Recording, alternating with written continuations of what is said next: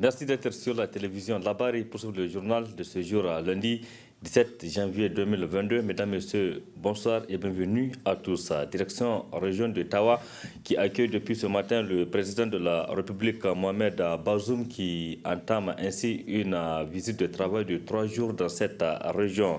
Mohamed Bazoum est allé échanger avec les populations de cette région sur le sujet de la vie de la nation et particulièrement de cette région. Le président était ce matin l'hôte de la population du département de Tilia, une des localités de la région déstabilisée par les attaques de groupes terroristes.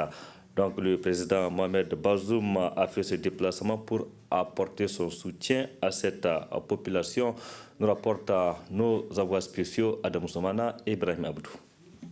L'aéroport de la capitale de l'Ader connaît une ambiance festive à l'occasion de l'arrivée du président de la République dans la région de Tawa. Une première visite du chef de l'État dans cette partie du pays dont les filles et fils se sont mobilisés pour lui réserver un accueil digne de ce nom. Très touché par cet accueil chaleureux, le président Mohamed Bazoum a tenu à remercier de vive voix l'ensemble de la population tout en exprimant, non sans amertume, au vu de la situation sécuritaire qui prévaut dans certaines contrées de la région, sa joie pour ce séjour en terre de l'Ader. A noter qu'auparavant, les personnalités constituant le comité d'accueil n'ont pas manqué de louer ce tonnerre fait à leur région par le président de la République à travers cette visite. Le président vient encourager les gens pour que nous soyons tous unis vers ce combat que le président est en train de mener dans le cadre de restaurer la paix dans notre pays. Vous le savez, Tawa fait partie des régions les plus touchées, les plus affectées. Voilà pourquoi ça a commencé et nous sommes persuadés que ça va continuer partout dans les zones où il y a cette insécurité. Donc c'est vraiment une grande chose pour la région de Tawa. Vous voyez, manifestement tout le monde est content et c'est son arrivée attendue donc impatiemment. C'est une très bonne initiative parce que vous connaissez les problèmes qui existent aujourd'hui dans la région de Tawa, en ce qui concerne la sécurité et tout. Il faut aller là où la sécurité a tapé pour qu'on puisse, le président, mettre ses pieds et regarder ce qui se passe de lui-même. Il va voir de vifs yeux ce qui se passe. Et ça c'est très important, ça encourage les forces de l'ordre, ça encourage les populations, ça encourage tout le monde. Peu après, le président Mohamed Bazoum a comme convenu pris le chemin de Tilia dans un hélicoptère de l'armée de l'air pour aller à la rencontre de la population de cette localité. Une visite qui marque l'engagement des plus hautes autorités du pays avec à leur tête le chef de l'État pour en découdre avec le terrorisme qui endeuille beaucoup de familles nigériennes et témoigner de sa compassion aux victimes de ces actes barbares. Merci Adam Soumana et bon séjour. Le mouvement tournant la page TLP Niger a, comme vous le savez, appelé toutes ces structures au plan national d'organiser des séries d'activités dans le cadre des journées d'action citoyenne pour pour dénoncer la gestion des autorités de la 7e République. Les différentes manifestations prévues sont entre autres des conférences, des marches, des débats, etc. Le coordinateur national, Mekola Zodi, a fait le point aujourd'hui des préparatifs de ces différentes activités prévues dans le cadre de ces journées d'action citoyenne. Je propose de suivre un extrait de l'interview qu'il nous a accordé avant de le retrouver en partie magazine. Les populations doivent savoir qu'aujourd'hui, vous avez vu l'histoire de l'Afrique ou bien de la sous-région en train de s'écrire au niveau du Mali. Et je pense bien que cette question de revendiquer la souveraineté de nos pays doit être au cœur de nos débats. Aujourd'hui, nous n'avons pas à nous cacher. Nous soutenons véritablement le peuple malien qui est en train de tracer une ligne droite pour l'Afrique. Et je pense bien que les populations nigériennes doivent s'engager dans cette posture-là pour que nous puissions libérer nos pays du joug de l'impérialisme, pour que nous puissions libérer nos pays de forces obscurantistes qui sont là. Et aujourd'hui, vous le savez, que nous allons toujours continuer à croire que le malheur de l'Afrique, c'est le fait d'avoir rencontré la France. Et la France continue effectivement à nous engouffrer. Et nous voudrons effectivement du côté des autorités du président de la République qu'il puisse comprendre. Ce combat-là qu'on est en train de faire, ce n'est pas contre lui, ce n'est pas contre X ou Y. Nous faisons ce combat-là pour nos générations futures et pour nous-mêmes.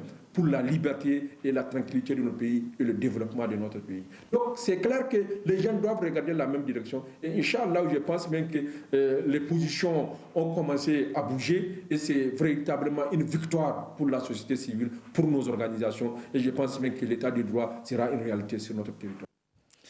Mekal Zodi, coordonnateur national du mouvement Tournons la page, que vous retrouverez plus en détail en partie magazine sur les différentes actions prévues par ce mouvement dans le cadre des journées d'action citoyenne.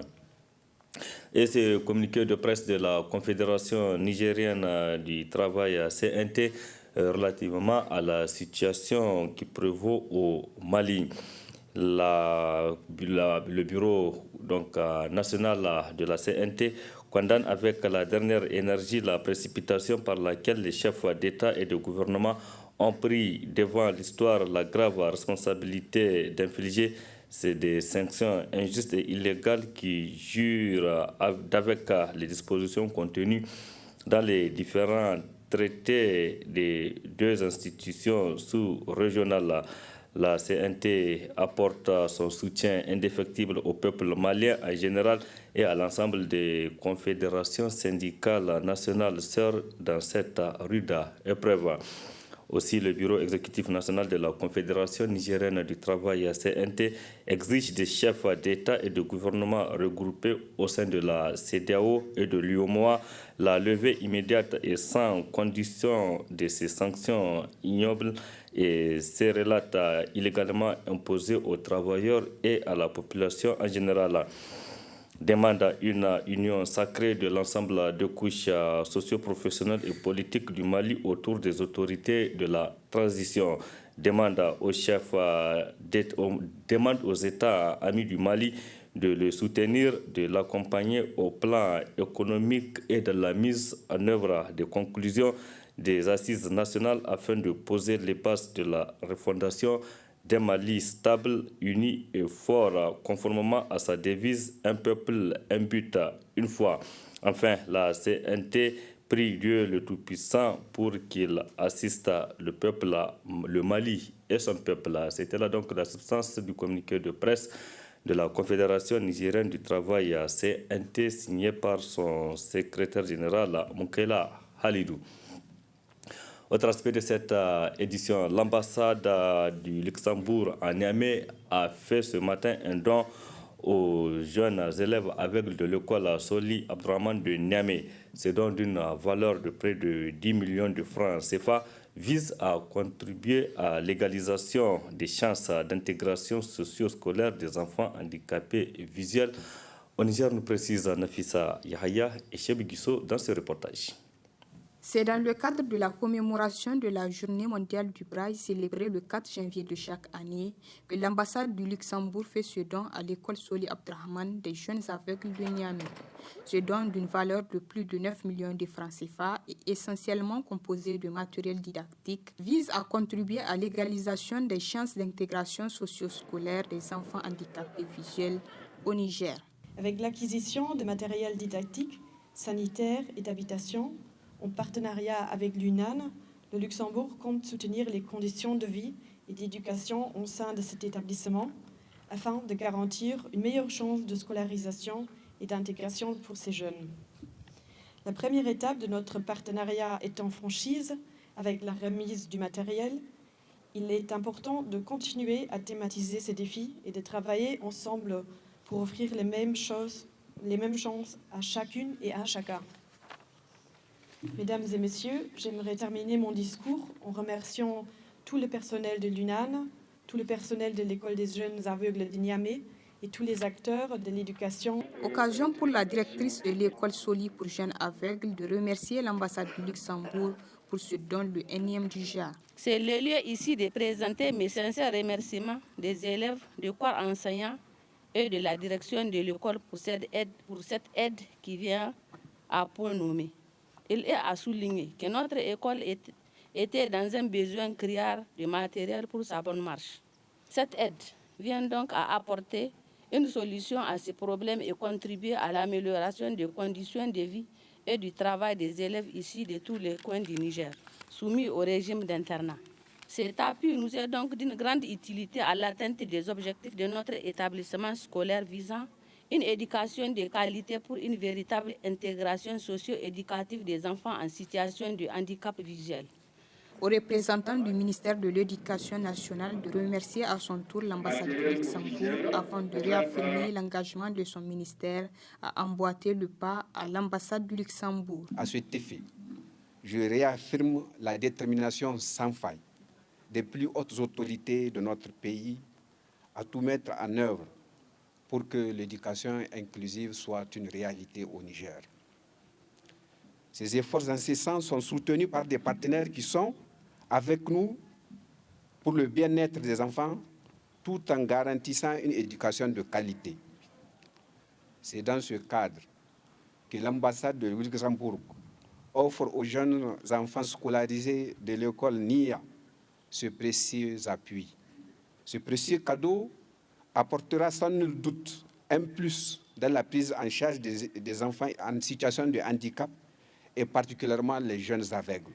La visite des différents compartiments de l'école Soli Abdrahman a constitué la fin de la cérémonie.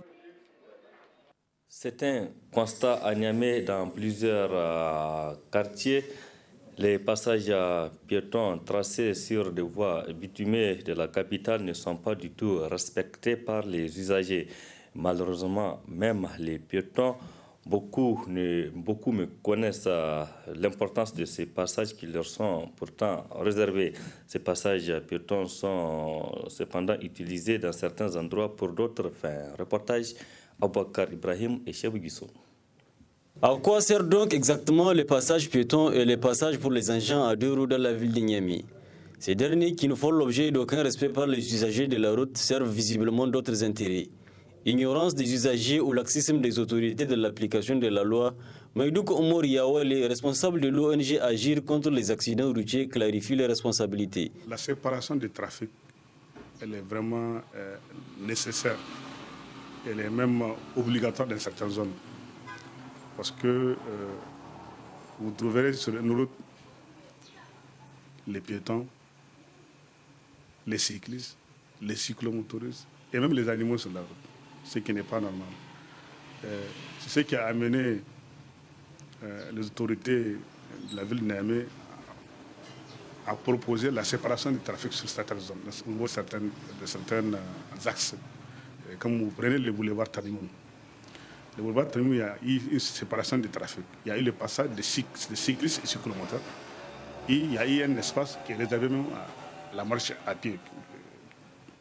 Mais malheureusement, il suffit de jeter un coup d'œil sur ces passages, vous allez trouver que des vendeurs, des ambulants, des vendeurs de rue sur ces passages-là.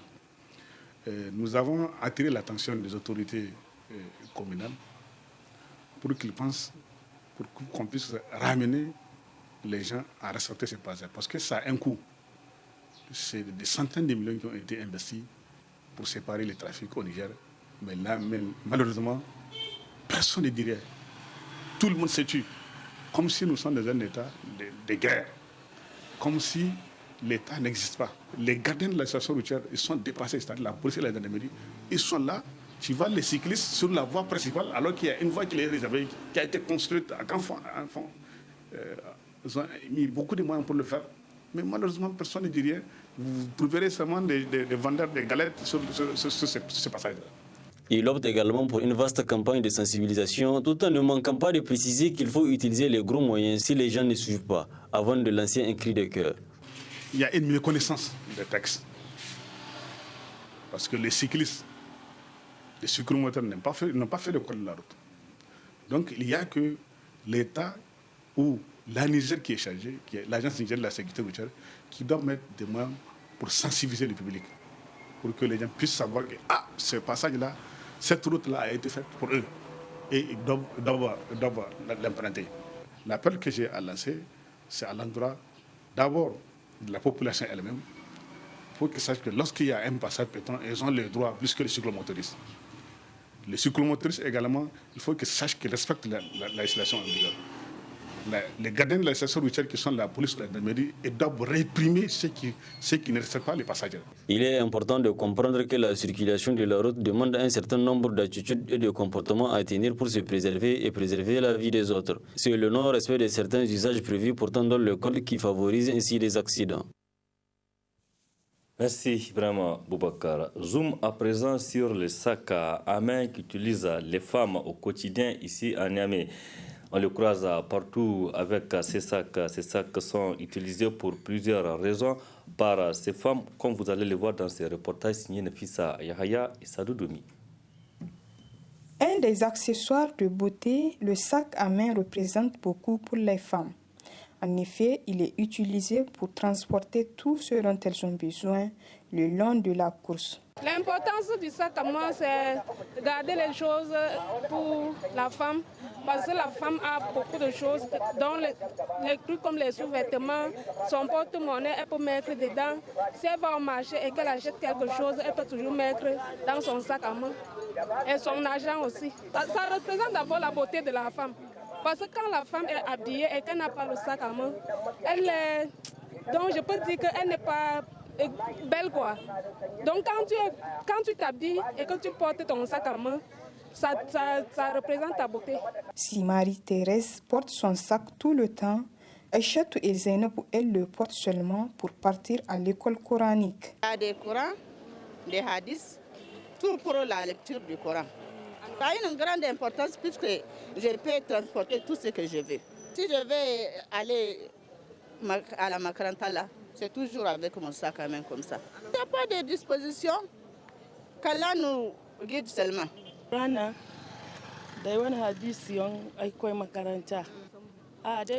Dans mon sac, je transporte mon Coran.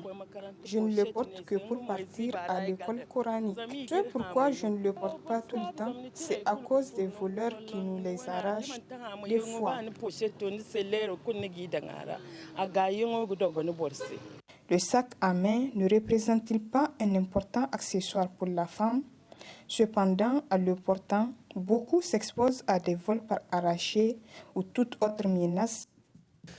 Merci Nafissa Yahaya. Place à présent à l'interview que nous a accordé le coordinateur national du mouvement tournant la page TLP, Mek Koulouzodi, sur les préparatifs des journées d'action citoyenne en cours au Niger.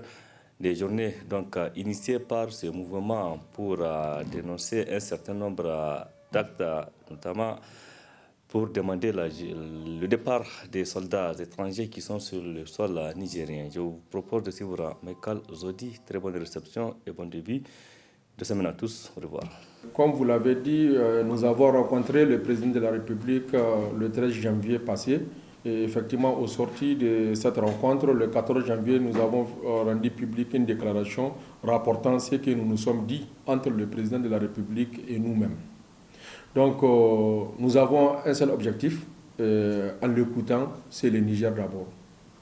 Et le président de la République demande à ce qu'on fasse taire nos contradictions pour regarder le Niger d'abord. Donc, ces inquiétudes sont partagées. Nous avons les mêmes inquiétudes. Comme nous avons les mêmes inquiétudes, je pense bien qu'il va falloir qu'on regarde la même direction pour que le pays aille de l'avant. Et vous avez compris que nous avons demandé d'abord, pour décrisper la situation, il l'a dit, il va mettre en selle le CNDP et nous avons demandé la libération des détenus politiques pour que effectivement les gens puissent s'asseoir et dialoguer autour de cette question-là. Que cela n'en tienne, cela n'empêche pas en tant qu'acteur de la société civile, défenseur des droits de l'homme, de continuer notre mission que nous nous sommes donnée. Donc le 23, vous avez vu la déclaration du 8 janvier qui avait fait appel à mobilisation pour le 23 janvier prochain, le dimanche 23 janvier prochain. Donc nous allons mettre à profit cette journée d'action citoyenne effectivement pour organiser des conférences grand public au cours des conférences qui ont le format de concertation nationale, c'est-à-dire que les coordinations, que ce soit les coordinations au niveau régional, au niveau départemental et au niveau national, nous comptons effectivement rassembler les citoyens autour de cette question d'insécurité. Donc, Les conférences auront pour thème le Niger face aux défis de la gouvernance et de la sécurité. Et ces conférences seront animées par des panélistes avec le choix et la qualité des personnes qui seront au devant de ces conférences-là. Nous allons vouloir choisir un acteur de la société civile, un défenseur des droits de l'homme, un deuxième panéliste, un représentant de l'opposition et un troisième panéliste, un représentant de la majorité, pour qu'ensemble nous puissions débattre de ce thème-là qui est aussi important. Donc la journée du 23 sera effectivement une journée de réflexion nationale.